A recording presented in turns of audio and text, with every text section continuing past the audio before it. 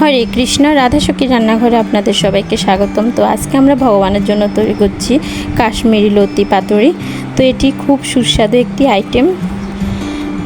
তো এখানে আমি নিয়ে নিয়েছি লতি আর নিয়ে নিয়েছি আলু। তো এখানে আপনারা আলুর পরিমাণ আরও কমও দিতে পারেন। আর এখানে নিয়ে নিয়েছি এই যে আমি ধুয়ে রেখেছি, এগুলো থেকে আমি কাশ্মীরি ভেজে নেব।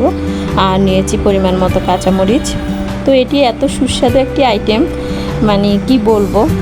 তো এখানে আমি একটি কলাপাতা নিয়ে নিয়েছি। আমি এখন গ্যাসের চুলায় কলাপাতাটাকে ভালোভাবে ছেঁকে নেব। তো এখানে আমার আজকে একটাই কলাপাতা ছিল, আসলে বৃষ্টি হওয়ার কারণে কলাপাতাগুলো ছিঁড়ে গেছে। আমি একটাই ভালো পেয়েছি, এই জন্য আমি এই কলাপাতাটাকে দুই ভাগ করে দুইবারে ব্যবহার করব। যদি দুইটা থাকতো তাহলে আরও ভালো হতো। আর আপনাদের যাদের কলাপাতা থাকবে না তারা ফয়েল পেপারও এই পাতুরিটি করতে পারেন। তবে কলা পাতায় করলে কলা পাতার সুন্দর যে ফ্লেভারটা হয় ওইটা হয়তো বা পাবেন না। তো আমি এবার দুই ভাঁজ করে কেটে নেব। একটা আমি প্রথমে লতি পাতুরি বসানোর সময় দিব, আরেকটা আমি যখন পাতুরিটি উল্টিয়ে দেব তখন ব্যবহার করব। তো এই পাতুরিটা অনেক সুস্বাদু একটি আইটেম। আপনারা এই একটা আইটেম দিয়ে মনে হয় যেন সবগুলো অন্য শেষ করতে পারবেন, অন্য আর আইটেমের প্রয়োজন হয় না। এই আইটেমটা এত সুস্বাদু একটি আইটেম। তো এখানে আমি কড়াইতে সাদা তেল দিয়ে দিয়েছি। এবার আমি তেলটা যখন গরম হবে এতে আমি ছোট ছোট করে টুকরো করে কাশ্মীরগুলো ভালোভাবে ভেজে নেব।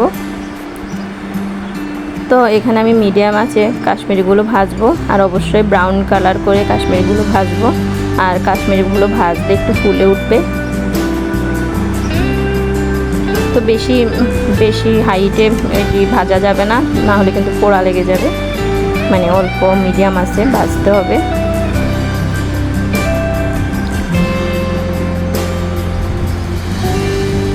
তো লতির সব আইটেমই অনেক সুস্বাদু হয়, কিন্তু এই আইটেমটি অন্যরকম টেস্ট। আর আপনারা একবার করে ভগবানকে অপার করে প্রসাদ পেলেই বুঝবেন। তো এবার আমি খুন্তি দিয়ে আরেক পিঠ উল্টিয়ে দেবো। আমার এক পিঠ হয়ে গেছে, এই যে হালকা ব্রাউন কালার হয়ে গেছে, আর একটু ফুলে উঠেছে কাশ্মীরিগুলো। তো আমি সুন্দর করে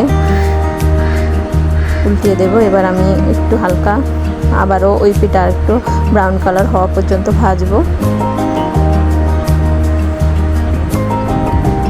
তো এখন আমার এখানে কাশ্মীরিগুলো ভাজা হয়ে গেছে, আমি তুলে নেব। আবার তুলে নেওয়ার পর আমি আবারও নেক্সট বেস ভেজে নেব। আর আমার ভিডিওগুলো যদি আপনাদের ভালো লাগে তাহলে অবশ্যই লাইক করবেন, আমার চ্যানেলটি সাবস্ক্রাইব করবেন। তো এবার আমি লতি পাতুরির জন্য মাখাবো। তো এখানে আমি লতি, কাশ্মীরি, আলু, কাঁচামরিচ সব একসাথে দিয়ে দিয়েছি। এবার আমি আস্তে আস্তে মাখাবো। আর যে কোনো হাতে মাখার জিনিস, পাতুরি, এগুলো আসলে আমরা যখন খুব ভালোভাবে মাখাই ওইটার উপরে অনেকটা টেস্ট নির্ভর করে। তাই খুব ভালোভাবে মাখাতে হবে, আর পরিমাণটা খুব ভালোভাবে বুঝে শুনে দিতে হবে। এখানে আমি অল্প একটু হলুদ দিয়েছি, আধা চামচেরও কম। আর দিয়েছি 1 চামচ এমনিতে শুকনো মরিচের গুঁড়ো দিয়েছি, 1 চামচ লবণ। আর এখানে আমি 1 চামচ কাশ্মীরি লঙ্কার গুঁড়ো দেবো, এটা কালারের জন্য। আপনারা চাইলে দিতে পারেন, নাও দিতে পারেন।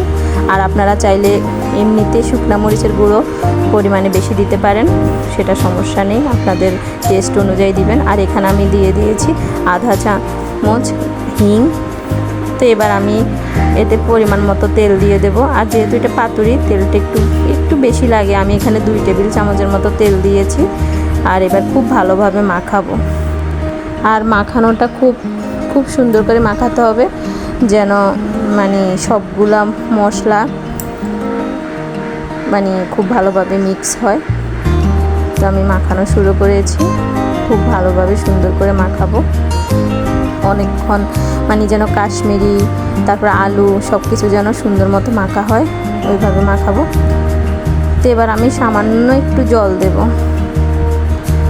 সামান্য বলতে 1 কোষের মতো জল দেব।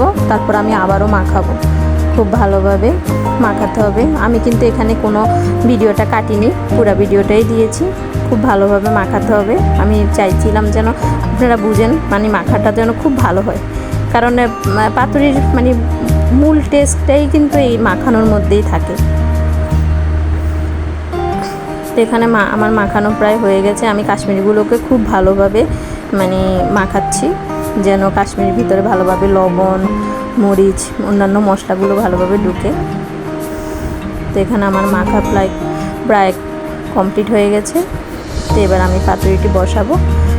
তো এখানে আমি একটি কড়াইতে পাতার মানে নিচের অংশটা দিয়ে দিয়েছি, গোড়ার অংশ। এবার আমি পাতুরিটি দিয়ে দেবো এটার উপরে, খুব সুন্দর করে দিয়ে দেব। আর আমি বাটিটা ধুয়ে আর একটু জল দেব। এখানে আমি আরও হাফ কাপের চেয়েও কম একটু জল দেব, যেন পাতুরিটি ভালোভাবে সিদ্ধ হয় সুন্দর মতো। তো আমি বাটিটা ধুয়ে দিয়ে দিয়েছি সম্পূর্ণ মশলাটুকু। এবার আমি পাতাটাকে খুব সুন্দর করে বটে নেব, চারিদিক থেকে ভাঁজ করে। তারপর আমি এখানে ঢাকনা দিয়ে প্রায় 15 মিনিটের মতো রান্না করব। আর আমি প্রথম 5 মিনিট হাই হিটে, এরপরে আমি একদম স্লো আঁচে এই পাতুরিটি করব। তো এখানে আমার 15 মিনিটের মতো হয়ে গেছে। এই যে আমার মানে লতি আলু আধা সিদ্ধ হয়ে গেছে। এই অবস্থায় আমি এখন পাতুরিটি নামিয়ে নিয়ে উল্টিয়ে দেব। তো উল্টানোর পদ্ধতিটাও আমি কোনো কাট করিনি, এখানে পুরাটাই রেখেছি আপনারা দেখার সুবিধার্থে কিভাবে আমি এই পাতুরিটি মানে উল্টিয়ে দেব। অনেকে হয়তো বা জানেন, আর যারা জানেন না তাদের জন্য এই ভিডিওটি। তো এবার আমি যে পাতাটি অবশিষ্ট ছিল সেই পাতাটি এখানে দিয়ে দিয়েছি উপরে। এবারে আমি একটি ঢাকনা দিয়ে খুব ভালোভাবে চেপে তারপরে উল্টিয়ে নেব। যেটা খুব সাবধানের সহিত করতে হবে, যেন মানে পড়ে টরে না যায়। এই যে আমার হয়ে গেছে উল্টানো। আর দেখুন কত সুন্দর হয়েছে, মানে এই যে একটু হালকা পোড়া পোড়া গেছে। আর পাতুরির মধ্যে একটু হালকা পোড়া পোড়া হলে ফ্লেভারটা আরও সুন্দর হয়। তো এবার আমি আবারও কড়াইতে বসিয়ে দেবো। আর আমি সবসময় এই কড়াইটাতেই পাতুরি করি, এই জন্য একটু কালো হয়ে গেছে কড়াইটা। তো এবার আমি আবার ঢেকে আবারও 10-15 মিনিট রান্না করব। তো এখানে আমার হয়ে গেছে পাতুরিটা। এখন আমি একটু চেক করে নেব যে আলু লতি সব সুন্দরভাবে সিদ্ধ হয়েছে কিনা।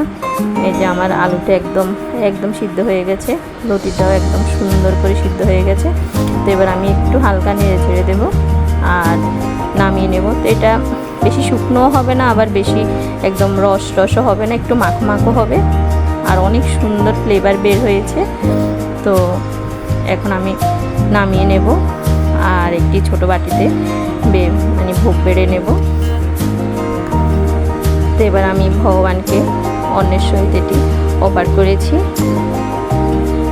আর সবাই মিলে আস্বাদন করব। পরম সুস্বাদু কৃষ্ণ প্রসাদ। হরে কৃষ্ণ। ধন্যবাদ।